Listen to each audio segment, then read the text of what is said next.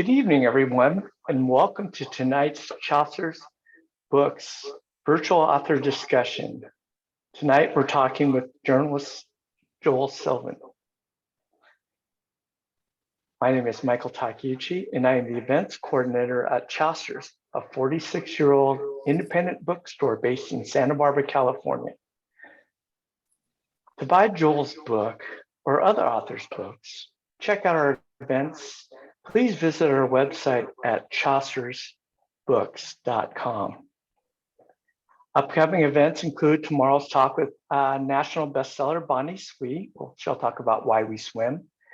And then on Wednesday, Santa Barbara law professor James Salzman will talk about his book Mine, which was recently reviewed in the New York Times Book Review. The following weeks, we'll also talk about our own music journalist, Joseph Woodard, and then hiker Craig Carey. Today's event will be recorded and posted on our YouTube channel shortly after program's complete. Now let's begin. In terms of music, I always believe what the Pet Sounds song said, I just wasn't made for these times. I think I was born a little bit late, but thanks to people like Joel Selvin, I feel like I've gotten a certain connection from that. Joel is an award-winning journalist and music critic who covered pop music for the San Francisco Chronicle for over 35 years. His writings appeared in Rolling Stone magazine, the Los Angeles Times, Billboard, and Melody Maker. And he's contributed liner notes to dozens of recorded albums. Selvin is also the best-selling author of over a dozen books about pop music, including Fare Thee Well, the final chapter of the Grateful Dead's Long Strange Trip, Altamont, the Rolling Stones, the Hells Angels, and the inside story of rock's darkest day. He's also written Here Comes the Night, the dark soul of Burt Burns, and the dirty business of rhythm and blues. He lives in San Francisco. Welcome, Joel. Good to be in Santa Barbara, even if it's only on the internet. I must say, after reading the book, as I said before, I thank you for painting such a clear picture of this important era. I really liked how you weave together this wonderful, colorful tapestry of music history and made it very ingestible and very understandable because, people like me who came along a bit later were only able to get snippets, even from the internet. And here you did was put all this wonderful stories of this era together. So thank you. Thank you.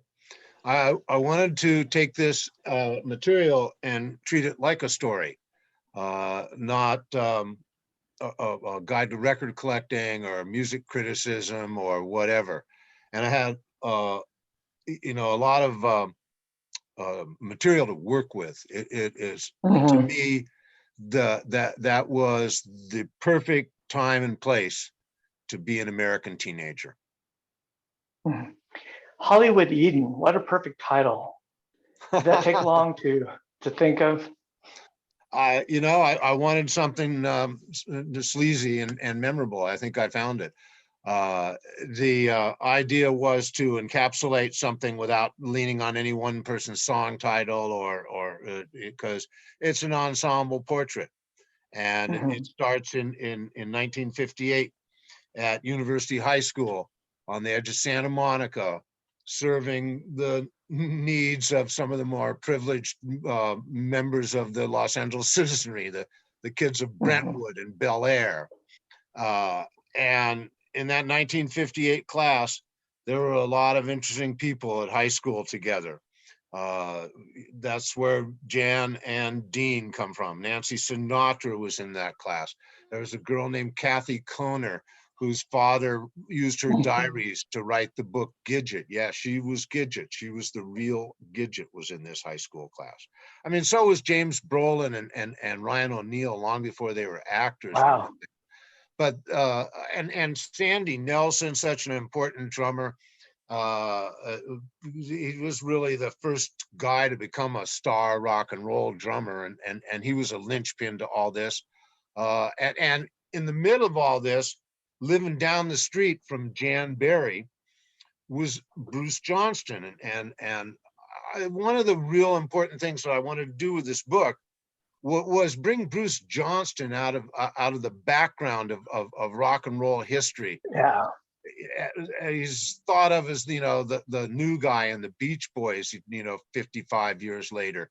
But actually, Bruce had a formidable career, and he would have been one of the most important musicians in Los Angeles if he'd never joined the Beach Boys. Bruce lives down the street from you, Michael, and Yes, he does. He's joined us tonight. Turn on your video, That's man. great. Say hello. Well, Hey. oh, it went off. Oh, there he goes. Magic trick. All right. Hi, everybody. First of all, this is fantastic, Joel, that you're interviewing about your book. Chaucer's is the best bookstore that was ever built in Santa Barbara. So I'm thrilled to be later on when you play the recording back on your website. And I just want to say that it was Hollywood Eden. It was kind of like you could belong to it. It was kind of like grad school for high school, as long as you didn't wrinkle, So people, they were hanging on a long time. Oh my. Bruce, I mean, you started out in this music thing so early in life. I mean, by the time you were in high school, you were gigging, right? I was actually I was a classical pianist, a very, very young classical pianist, and then when I realized if I got in a band or put a band together, I could meet girls. So hello, rock and roll. We sounded like the radio almost. When Phil Spector or Richard Pother would play in this band that Sandy Nelson kind of was the head of, we kind of great guitar players. Guys, you probably never thought Spector was a great guitar player. Absolute greatness. We really sounded like the radio because of those guys. Wow. You sent me off to meet Sandy. Gave me Sandy's numbers when I started this whole thing. He is a character and a half. He's been like that since I met him. I call him Sam. When I call him up, he's still living, thank God. Call him Sam Nelson. Sam, it's Bruce. And he lives up in Boulder City in Nevada, down the street from Desi Arnaz Jr. He lives up there too. Wow. He would call me at 10 minutes after 8 and talk to me for about 10 minutes while he took his motorized wheelchair from the AA meeting that he went to every night to home. And those were my sessions with Sandy. I owe so much to Sandy Nelson for just pulling me into the music business and taking me 14 years old, 15 years old, down to recording sessions. And I would see the players that were the pre-Wrecking Crew, like Plas Johnson or Ernie Freeman. Plas Johnson, you would know him for playing Pink Panther. Pink Panther, thank you. Wow. Yeah. So I've been around music. I even because of going to the schools I went to, I was even able to go to a Benny Goodman session for his movie, The Benny Goodman Story. And I knew Benny Goodman was old because they were making his life story and he was 46. So I knew he was old. But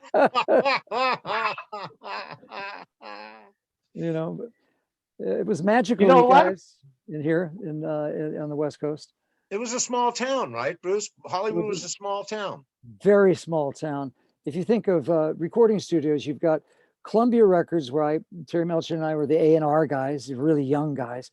And you go across the street and east about a block, and then you're at United Recorders, where Jan and Dean recorded.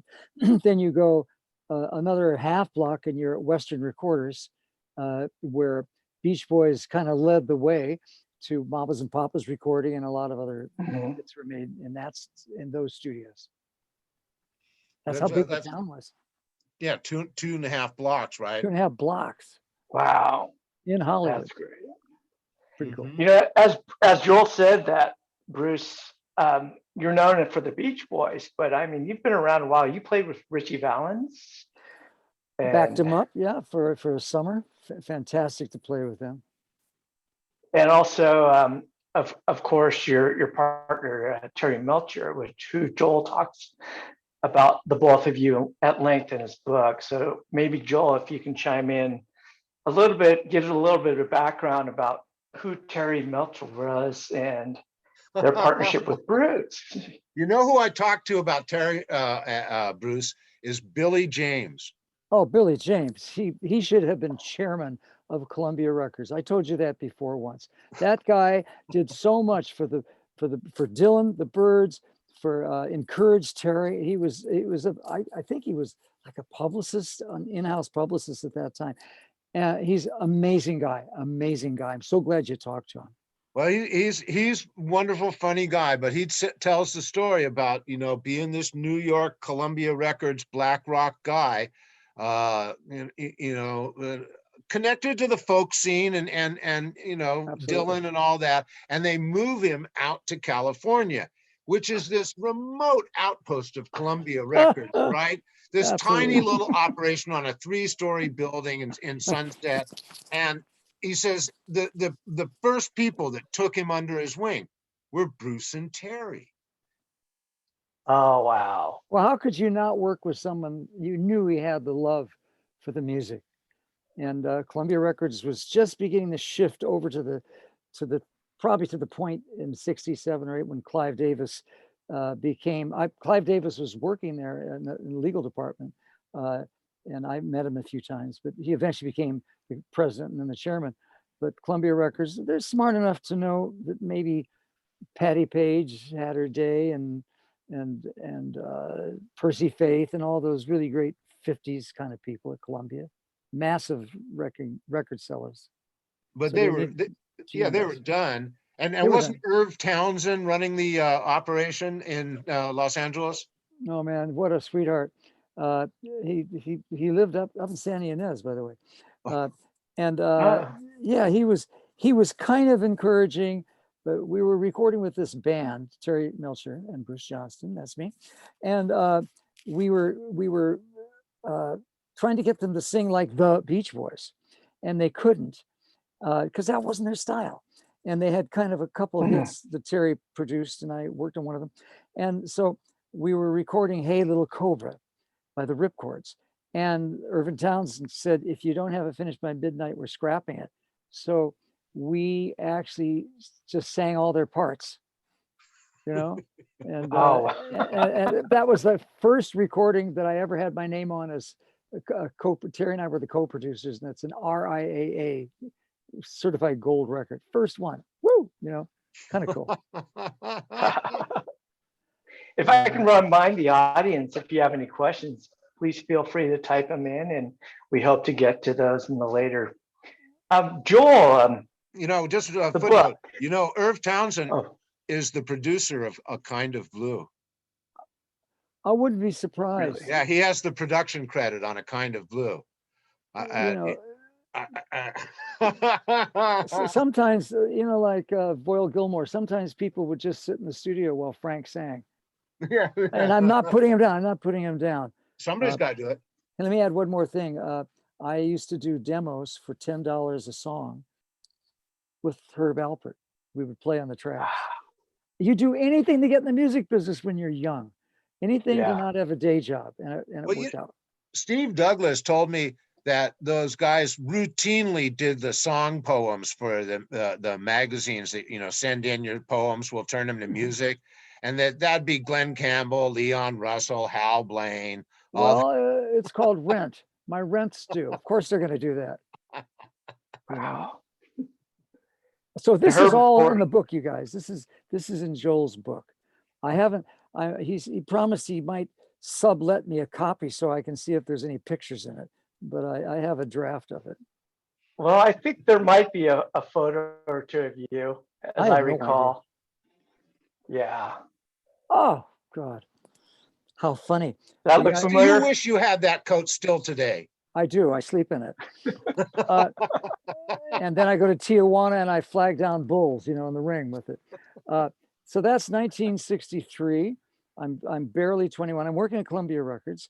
And I was you know, on the television show, Tom Moffat was a big kahuna in Hawaii. And all of us here in Hollywood Eden, we'd go over, you know, like Jill Gibson and Judy Lovejoy and Terry Melcher and myself and the Wrecking Crew. We'd go over and do shows for Tom Moffat. So he asked me to come on his show. So those are high school pennants for Hawaiian schools, you guys.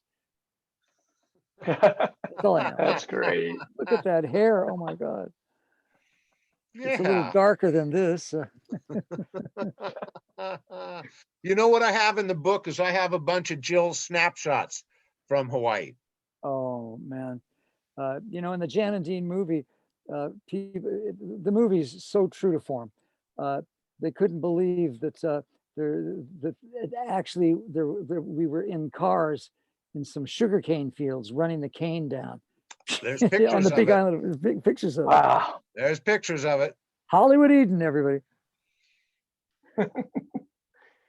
So Jan and Dean figure prominently in your book, Joel, and if you can just tell the audience how, you know, they were at University High School together, and maybe expand on their story a little bit, because they're pretty prominent and they seem were to not get prominent. enough credit. Yeah.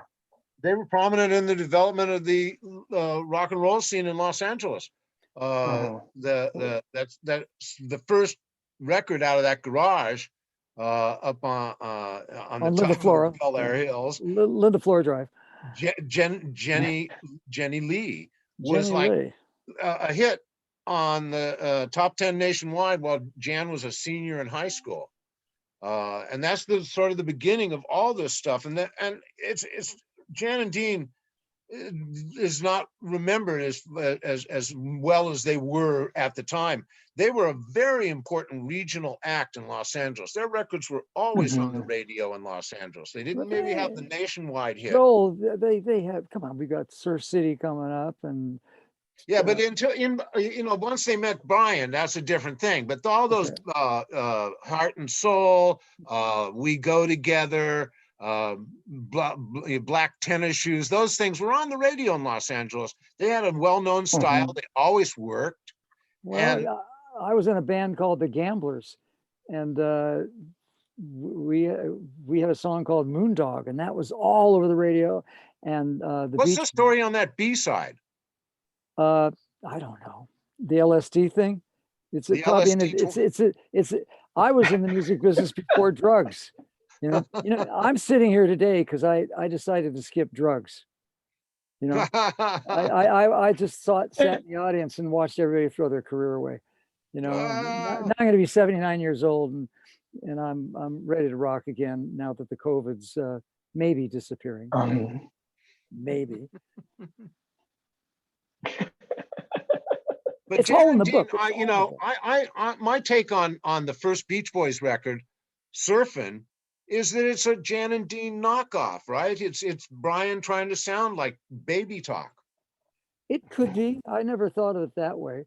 You got to understand, Mike Love is the king of doo-wop. He loves that to death, and he's he's always doing the bass parts that you would do in a doo-wop band.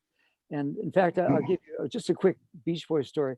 Mike told me California Girls is about the time, that was like the first recording I made.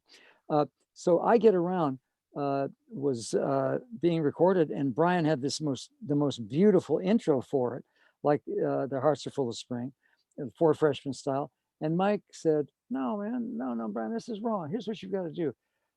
Round, round, get around, get around. You know, and that would be like what a doo-wop guy would do. And he literally made the difference between I Get Around being a hit or to just never getting on the radio. You know? Wow.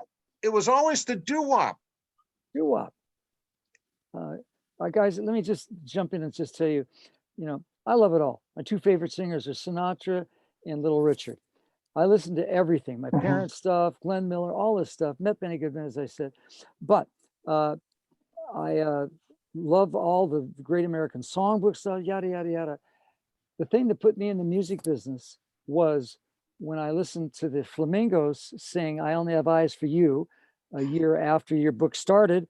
You had a great song with an amazing arrangement, but it was all done kind of on a doo-wop level, but for real.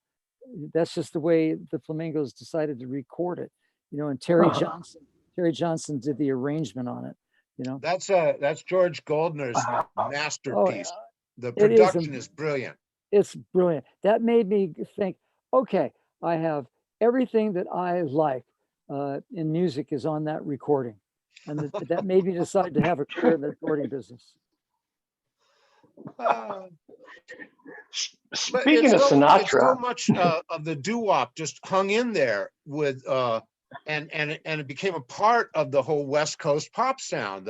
The you know, vivid, robust background vocals and the harmonies. Well, think of Barbara Ann by the Regents, the yeah, four New Jersey guys. And, you know, Jan was in the studio doing something. And so Dean wandered down to Studio B. It's a B or Studio 2, whatever it was that the Beach Boys never recorded in, but the Party album was being made there. And the idea came up to do Barbara Ann. And so Brian and Dean sang the lead together. It's all from doo-wop. This is all this Hollywood Eden. It really was great growing up. I mean, nobody grew up in Hollywood. We grew up in West LA, but it was about a 20-minute drive to get to those 3 studios in Hollywood and have all this magic eventually get recorded. And there wasn't much traffic. That is true. No traffic. A lot of smog, though. A lot of smog. there's a lot of collaboration I understand too. that the intersection of Sepulveda and Sunset, it was a 4-way stop sign in 1958. Well, there was also right before they built that freeway, my mom would go down to that intersection, and she would buy rhubarb because they were growing rhubarb there before they put the freeway in. A farm stand, right? Yeah. It was great. It was great. I don't know what it has to do with doo-wop, but we were there. You know, we were there. I just love this vision of the Los Angeles in that time. It's about when I first visited, and it was paradise. It was crazy, wonderful city with, you know, lots of space and beautiful weather and amazing palm trees and beaches. Super girls. I remember going to the beach, and Jan and Dean. This is after Arnie. Jan and Dean were there, right? And they were just kind of hanging around, being cool, while people on their portable radios listened to Baby Talk. Just trying to be really cool. You know, it was pretty cool. There's that bass voice again of Jan's doo-wop world. It's all in your book. Come on. I don't want to give away everything in your book. Well, you know, the thing you haven't seen is Jill took a snapshot of you and Jan in Hawaii, and you know, you both look just cool and happy, and you can tell that you guys were really pals. How could you not be happy? We had no house payments or taxes to worry about, for God's sake. And now I spent from here to 79 guys starting in June. I spent that long since high school trying to get back into high school. So what can I say? It was just easier.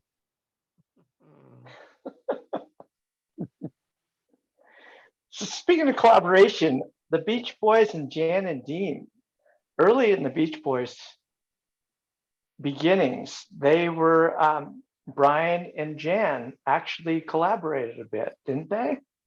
Surf City. Oh, so much more. You know, they were in the studio together extensively. I think when Brian met Jan, he was like 3 singles into his career. I don't think he'd even made an album. And Jan Berry had made 20 records or something like that. So there was a period of time where Jan was showing Brian. Absolutely. He led the way. He led the way. And Brian went crazy and with the opportunity, and all of a sudden, and being the band going on the road so much. The same band that played on Jan and Dean records then became the Wrecking Crew, where they became, yeah, they were the Wrecking Crew, and Brian Mhm. started using him. Spector was using him, and these guys had about a 15-year run. Guys and girls, by the way. Carol Kay, great Mm. bass player. Oh, bless her. Just ask her. Well, come on. I'm looking at it at a cheap. Well, okay. I'll just say something nice about it then. She played guitar on La Bamba, on the recording of La Bamba by Richie Valens. Wow. Well, And so did Renee Hall. Renee Hall was a prince. He was pre-Wrecking Crew. He's a black gentleman who he had offices right in the middle of Hollywood, and he would just say, when you guys are around, just come up and see me, come up and say hi to Sugar, his wife. If you guys want to write some songs. He encouraged so many people, and he was the arranger for You Send Me for Sam Cooke, but he was also the musical director. I mean, that was a real, in terms of rock and roll, a real Wrecking Crew, pre-Wrecking Crew guy, along with Plas Johnston and a lot of other guys. And Palmer, Earl Palmer. Earl Palmer, oh my God. Earl Palmer's a drummer, everybody. I think he was Yeah. president of the Musicians Union. He But was, yes. he played using a ghost foot pedal, I might add, all the stuff you don't care to know. He played drums. You want to hear him? He played drums on Tutti Frutti in New Orleans. It's a Cosmos studio for Little Richard. Unbelievable drummer, and became a pre-Wrecking Crew guy and then a Wrecking Crew guy. Played on a lot of hits, Sinatra hits, a lot of stuff. Jan and Dean always used Palmer and Hal Blaine. Always two. Like Drag City, that had notes go, and they're both doing it. Mhm. It's like cineramic drums. And it was unison parts, right? It wasn't counter melodies. No, they yeah, it sounded fine. Man, it must have sounded incredible in the studio. Well, in the studio, it's kind of like we play now a ton of symphony concerts, but I go stand in the middle of the symphony at the sound checks so I can really hear it. It sounds Quadraphonic. Allophonic. You're in the studio with Jan and Dean or Beach Boys or Spector, and you can hear the hit in the studio. You can sit in the middle of it all and hear the hit before it's recorded. I mean, it's a fantastic way to hear it. Two guys that actually saw this were Lennon and McCartney, and there's a story about that Joel writes about you going to England to give them a little preview of Pet Sounds. Well, Pet Sounds was not released in England yet, so I took 2 Pet Sounds with me, and I have a really dear friend who's no longer with us, a guy named Kim Fowley. I've known him since I was 14, and he and Derek Taylor, who was our Beach Boy publicist and formerly the Beatles publicist, they organized about 30 interviews, and I met everybody, and I took these 2 albums there, and I the last day I was there, I played it, and they listened to it twice. Pet Sounds is 36 minutes long. By the way, I take no bows for Pet Sounds. I'm just a little voice on it. It's all about Brian and Tony Asher. Anyway, so I introduced them to Pet Sounds, and I know Lou Adler also somewhere in LA was able to play them Pet Sounds. It's kind of a big deal. Was indeed. When you say you take no bow for Pet Sounds, you were a supportive voice during the production of that album. Yes, but I didn't have not everybody was. I didn't have my hands on the wheel. I'm just I sang everything that Brian told me to sing, but somewhere in the middle of Sloop John B, I said, I think I can sing higher than you, Brian. He said, what do you want to sing? And I sang some part, and dogs started bleeding and crying. It was so high. And now 400 years later, I remember when we used to tour. We haven't toured for so long because of this pandemic, but I still have to go up to that high part. But it does make me draft exempt, so it works out.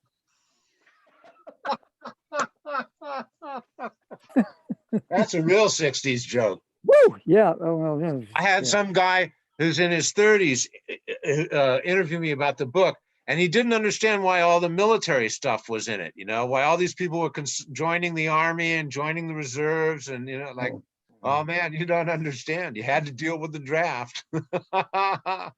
You guys, overall for me, the greatest thing, other than seeing Brian at work, the greatest thing that happened in my lifetime musically was when Dylan paved the way for freedom of speech and self-expression and just wrote some real stuff. Dylan as a singer, cool. As a writer, he's unbelievable. He opened up so much space for us to express ourselves in, and I saw that it happen.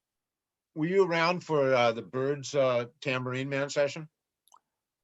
I was upstairs in my office and Terry said, got to come downstairs. I want to sign these guys, and they're going to audition. So I think McGuinn and maybe Gene Clark. I don't know. A couple of the guys came over and played the tape, and Terry signed it. And Michael Clark, teenage heartthrob guy, but not a great drummer. So Terry used Hal Blaine, started using Wrecking Crew guys on the recording. Yeah, I was in the studio. I recorded some of those tracks. I just never talk about it. I have pictures playing on those sessions. I'm just a musician. Wow. It's not about me, you guys. Bruce, people have no idea, really, about where you've been and what you've done. I know. I can fix this, especially people that have the good sense to shop at Chaucer's. You'll get this when I tell you this. Basically, if you want to know who Bruce Johnston is, he's Woody Allen in the role of Zelig on the West Coast. Okay, if you guys guys know what I'm saying. That's me. That's it. I'm probably even in a picture with the Pope for all I know, because he was everywhere in that movie as Zelig. So I was just lucky to be living in LA. And on the other hand, I must say that humble you. If you want more of the story, but from the East Coast version, you got to buy the Here Comes the Night. Yeah, I just told Joel I'm going to reread it for the third time.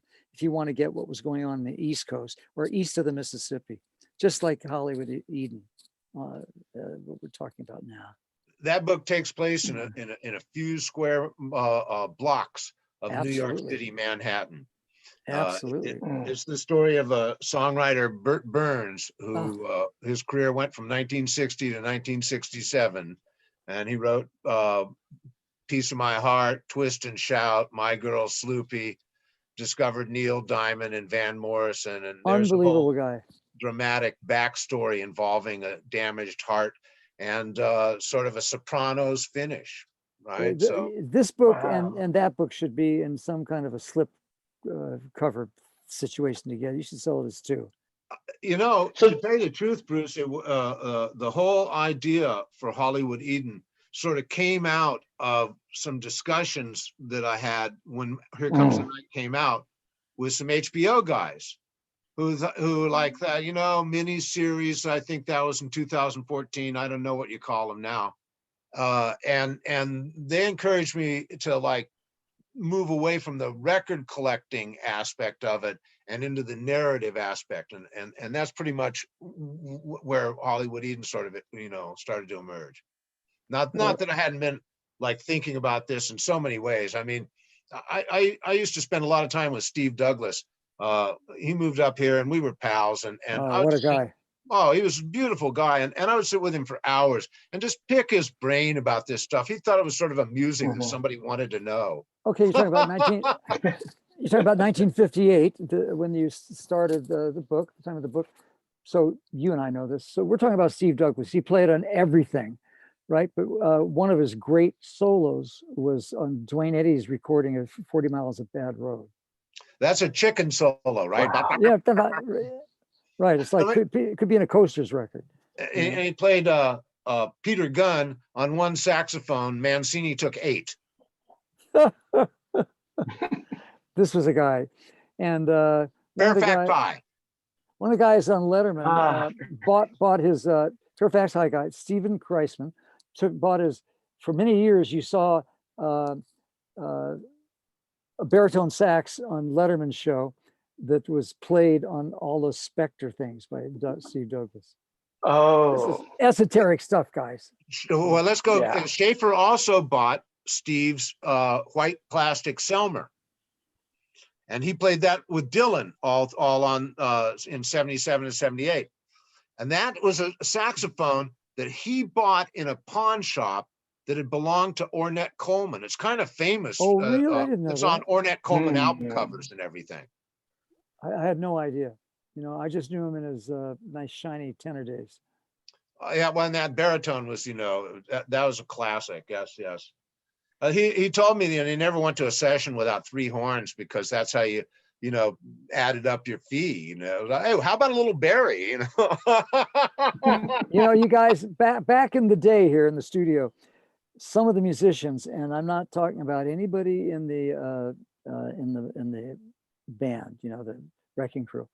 Some of the players, so spoiled, you know, they if they get a little antsy if they were going to be late. You know, I got a commercial or something, you know, in 15 minutes, and if nothing was happening, they'd kind of make a clam. Bleh. So the date had to go into overtime. I love session player stories. There's a New York bass player named Chuck Rainey who had some very special licks, and when they came up in the song, he would turn away and lean down so you couldn't see what he did with his hands. Oh my God! Even I didn't know that. No. Well, look, this time we grew up in on the West Coast, it's fantastic, and but somehow San Francisco loved the Beach Boys, and I remember shows at the Cow Palace, you know, with Bobby Freeman. You remember Bobby Freeman, you guys?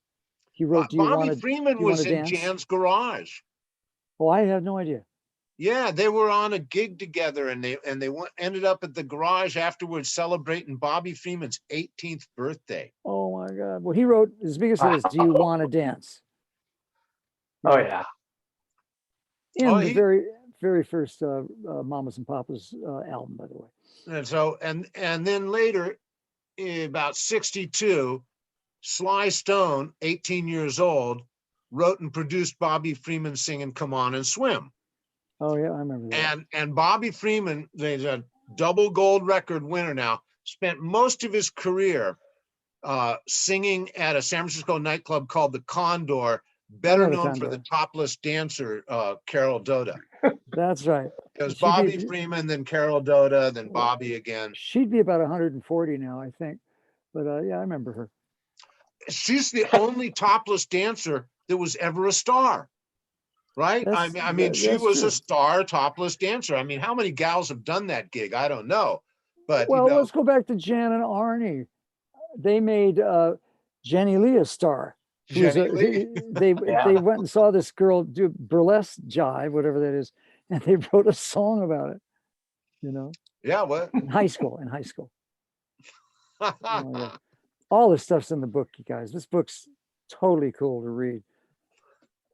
Speaking of the book, Joel, if I'd be remiss if I didn't ask, how long did this take and what was your process in writing this book?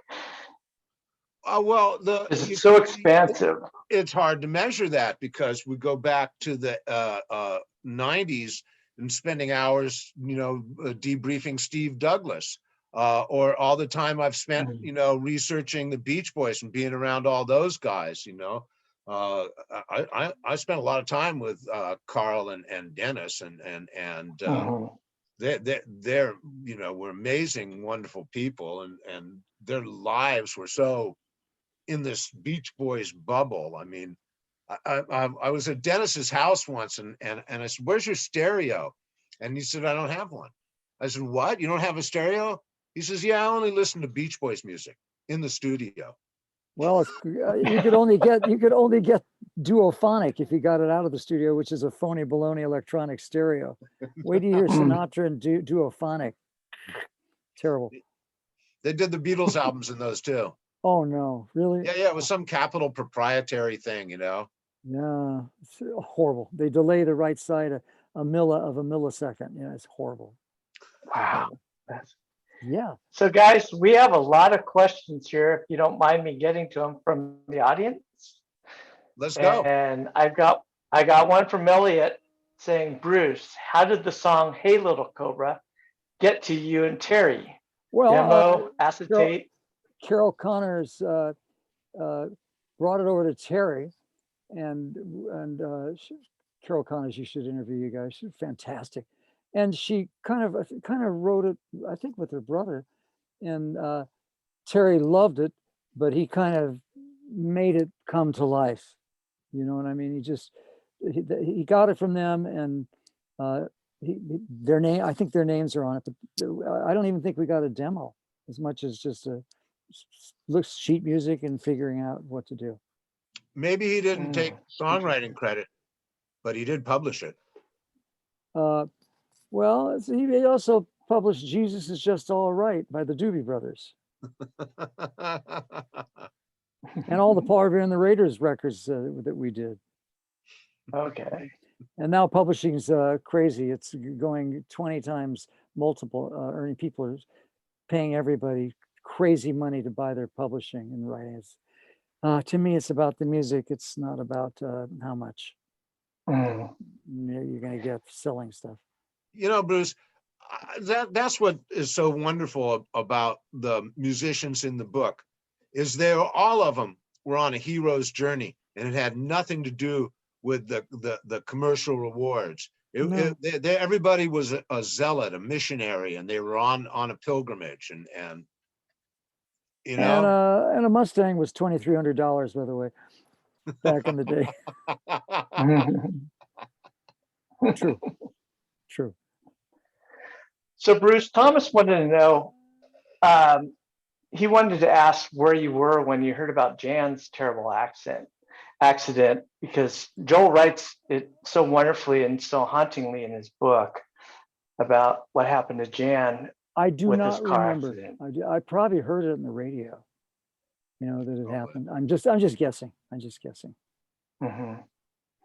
Bruce, Joel, did you want to expand a little bit about, maybe not give away what you wrote, but do a little backstory here for our audience? I think that the Jan Berry's car crash is sort of like an extremely well-known fact of the Jan and Dean career arc. I mean, it had been echoed or presaged by Dead Man's Curve, and it certainly it leaves the whole California optimism and sunshine with a kind of dark shadow over it at the end of the story. But I'm not sure whether the ending of the book is upbeat or not. You'll have to tell me. Well, you have people call you up or write you with their opinion. I could say something really nice about Jan. He lived up the street from me, and he would come down to my house. He'd walk down, and he'd come in my house about 7:30 in the morning, and he'd start playing doo-wop on the piano. And my father, who was in the drugstore business, and he was president of Rexall Drug Company, he would throw him out. So Jan would go wait at the top of my driveway, and then I'd come out, and then I would ask him on the bus if he'd help me with my algebra. He's kind of a smart guy. I wasn't so good in algebra, and he'd help me. He's a brilliant guy. He's going to be a doctor. So what can I say? But he wasn't a good kid, was he? I hope not. We would have never had any fun.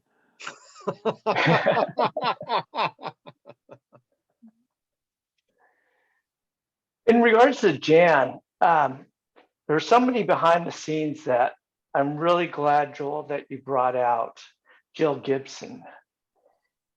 Jill was an amazing talent in a lot of different aspects of arts. She was an amazing person. And if either of you can talk a little bit about Jill, she's an amazing artist. She's a photographer. She took a photo of Jimi Hendrix on the cover of Rolling Stone magazine. And she's just done so much in her life, but it's not too many people know about her. You know, it is really important to me to bring Jill's Gibson story out of the background. And so much of what's been written about this time and place really paints it as a boys' club. And of course it was, but there were girls around. And Jill is a fantastic character because she really symbolizes what the roles were available for women. And she was way more than Jan Barry's girlfriend or Lou Adler's girlfriend. She was a presence, she was a character, she was a creative contributor. And for Jill, all this is so far in her past because she blew out of Dodge in '67, went to New York and subsequently Italy and studied painting and sculpture and has spent her life doing artwork. She's widely exhibited and you know, this was so remote to her, but her cooperation really allowed me to get into, to bring her story out and to bring the whole idea of there being something besides guys in this scene. And I mean, Bruce, you knew Jill back when she was dating Jan, and she was a charismatic young woman. She was the greatest. Judy Lovejoy, amazing. Still makes me laugh. I don't mean to jump over Jill, but we were all friends, and I actually wrote some music with Judy in that time. I mean, everybody kind of got together. Yeah, there were more than guys in the club here. There were these really brilliant ladies that could probably do more than I could ever dream of, and it was nice to know them. Judith Lovejoy was not only a girlfriend of Dean's early on, but she worked with you and Terry at Columbia Records. Absolutely. Absolutely. Do you want to hear a little story? A bad story? Oh, yeah. Yeah, this is really, we've been waiting. So I'll just say this part. When she was our major domo for Terry and Bruce in our offices on the 5th floor. Columbia Records had 5 floors, by the way. And so I got in a lot earlier this particular day than Terry did, and I noticed that I looked at his mail and he had something that said selective service on it. Oh. And so I went down to Judy and I said, do we make coffee or tea here or something like that? Well, of course. I said, could you just boil some water? So naturally we steamed it open and we pulled out Terry Melcher's draft card. This is all Hollywood Eden, everybody. Beverly Hills Boys draft card. And it said, aha. Well, I won't tell you what it said. So, well, it just didn't say, right now, it said 4D. So he was out. So we made a copy of it. Before Xerox, we had a thing called Thermofax. And we made a copy of it. And then she put it on the IBM Selectra or whatever it is, the typewriter, after we got some whiteout on it. And thank you from the mom of the monkeys who invented it, and changed it to 1A. And we sealed it all back up and we put it on his desk. And he was coming in late, like 11:30 in the morning. He was having a great mood. And I was peeking around the corner, and I saw his face go white when he opened it up. And I had the pleasure of not telling him for about 3 days. He was calling, his mom was calling admirals and generals, and oh man, it was so bad. It was so bad. Oh, and the reason I did that is because when Fun came out, I lost a bet. Eventually, I said, that's going to be, Why Do Fools Fall in Love is going to be the hit. Well, it was Fun. we're on our way to at 6 in the morning after a session to Lake Arrowhead. Anyway, so the next day I'm out on Terry's little runabout boat, and he has me. We're coming to the dock. He says, "Fend off." And as I reached over to fend off, he turned the boat so I fell in the water. So I felt repayment was due. So the draft card was my repayment. We had fun. We had fun in those days making recordings. I love the idea that you guys were, Columbia Records executives in your 20s. And I also Right. love the idea of making rock and roll with neckties. Well, we didn't wear neckties, but we used to have auditions. Terry and I would go through all the young models, the audition, the pictures, and we'd have them come down and audition, and then we'd pick a couple that we got along great with, and we'd take them to dinner. It was a dating move, having the whole Columbia Records studio at our disposal. Remember, barely 21 years old back in the day. Wow. Back before you had to So do what was the difference between working for Columbia and Delphi? Somebody had asked that question. Oh, I got paid.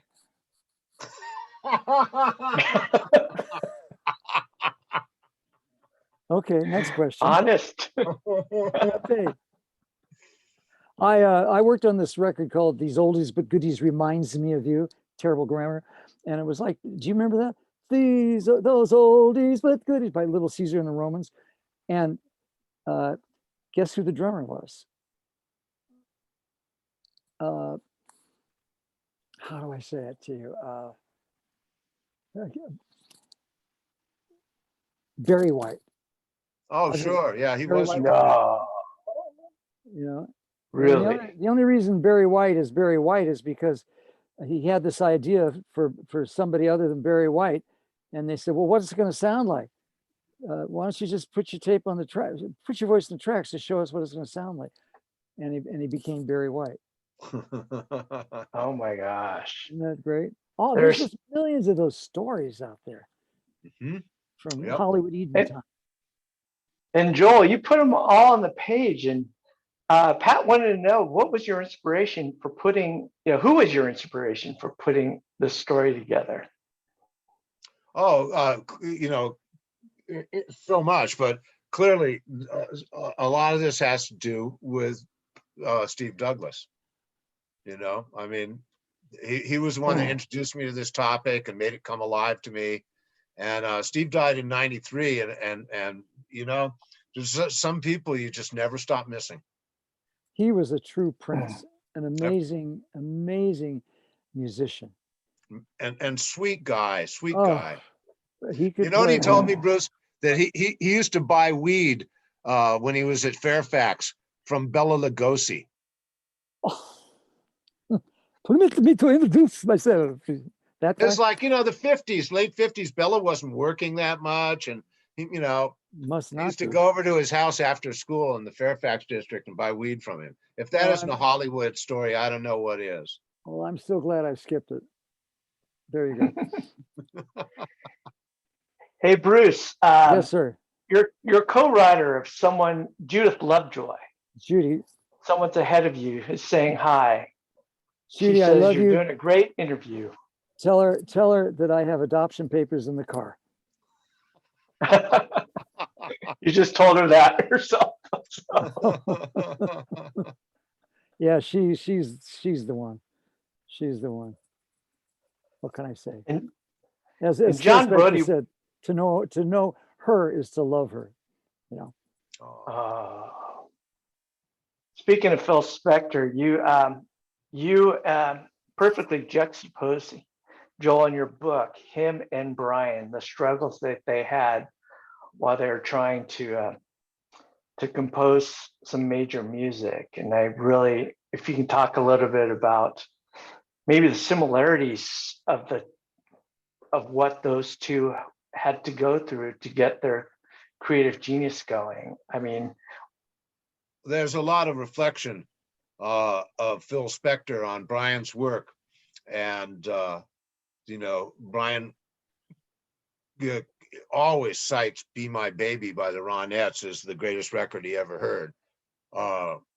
And Brian was very aware of what the process and the results were of Spector, his self-conscious masterpiece, River Deep Mountain High, and its subsequent failure.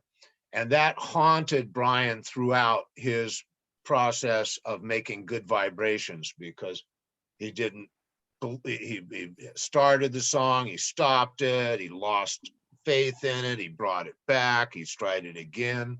I believe there was resistance to it in the group. He didn't even play it for you guys in the band until he'd been working on it for months and months and months, did he? Well, we were busy. I mean, I didn't miss it because I didn't know it existed. But when I heard it finished, edited, you know, I said to the band, I said, this is either number one or our career's over. That was my reaction to it. Well, I know he played it over the phone for Carl, like, you know, 2 or 3 months before. And that was the first time. And Carl was not, you know, impressed. It was like, geez, Brian, sounds sort of weird. Carl was really his right-hand guy. You know, he adored his brother. I will say that Carl, when we were in Japan, he said, you know, you better come to some of the tracking sessions. I think my brother's doing something really unusual and worth listening to. That was when he was working on Pet Sounds. Pet Sounds, yeah. Yeah. And you said you walked into a Pet Sound session. What was it? Wouldn't be not a tracking session with a date? I walked into a tracking session on my way to the Luau in Beverly Hills. This is a restaurant. And I thought, I bet you this girl I'm taking out, I could really impress her taking her to a Beach Boys session. So I took her down. I walked into the middle of God only knows, you know, and it was, you know, of course, the girl, you know, that I was dating there and that I took, you know, really loved it. I was just shocked. It was so unusual and wonderful, you know, and I watched it for about an hour. You know, people say, yes, Brian recorded the track at 3 a.m. Forget it. It was like as there at 8 o'clock at night when it was going on. It was great. In general, working with Brian, Bruce, I mean, it's indescribable, but what was it like? What was going through your mind when he's working on Pet Sounds and you guys are trying to hash this out? Brian Wilson is definitely one of God's living angels, you know, and it's just that it's like God gave him some challenges like rock climbing, you know, to do on the way to these hits. He was just amazing. And I think, you know, finally getting a real Grammy for, imagine going back in time. And like in the movie Carousel, Curly goes back and he can fix his life. Well, Brian was able to go back and work on his 24-year-old self tapes of the Smile album. I always tell people, I thought Capitol Records should have put that album as a Brian Wilson solo album on Angel Records, their classical label, and have the Beach Boys as guests. That's how I would have handled it. Because that thing's all about Brian, you know. Brian's amazing. You know, he's got a lot of kids now.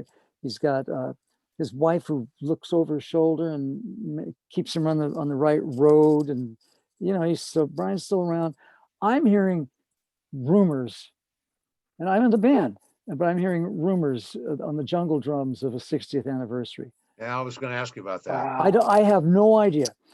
We had this TV show, it's terrible, but we had one part of it in '89 where we sat around, it's John Stamos's idea. We sat around a campfire, and it was family and friends and Beach Boys, and we told stories and we talked. I would love that kind of a one night, one TV show, kind of a 60th anniversary show. I think that'd be the coolest way to do it. Yeah. And did you enjoy the did you enjoy the 50th anniversary tour? Was that good? It was. It had its moments. Brian's band is fantastic. They are fantastic. Oh my gosh, they're as good as our band, and we mix them together, and just on pure music, and it was fantastic tour. It got a little longer than we signed up for, but it was still really kind of a good thing to do. And I never thought I'd ever hear a whisper, maybe there's a 60th.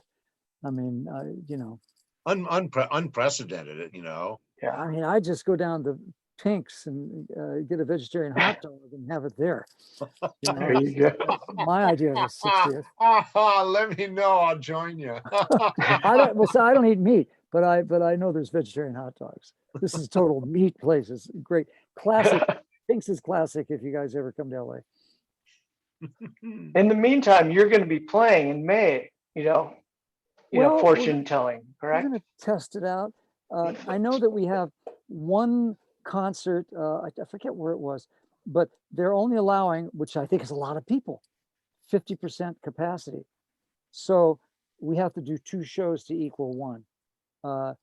Frankly, if one person showed up, I'd go down and do the show. I know I'm dying to get out of the house.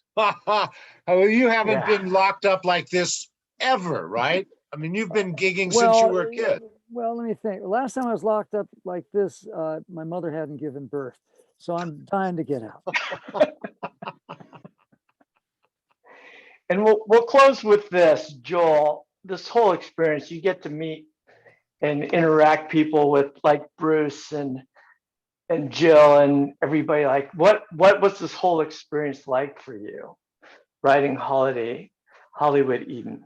Well, every book is an adventure, and you collect up a lot of associates while you're on the journey of it, and you can't do it by yourself. Although in the long run, all the work is done solitary and quiet.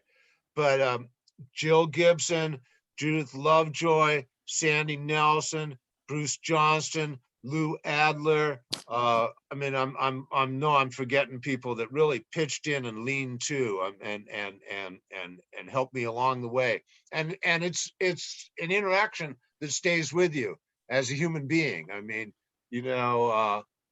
people who help you build your book are like people who help you build your house. You never look at it without thinking of them. It's a great book. I'm honored to be in it. Well, thanks so much for coming tonight, Bruce. What fun to have you. Yeah. Anybody who thank can write a you. book like Here Comes the Night, I'll be showing up at your next book. Well, I can't wait to see the boys again. So, It'll all happen.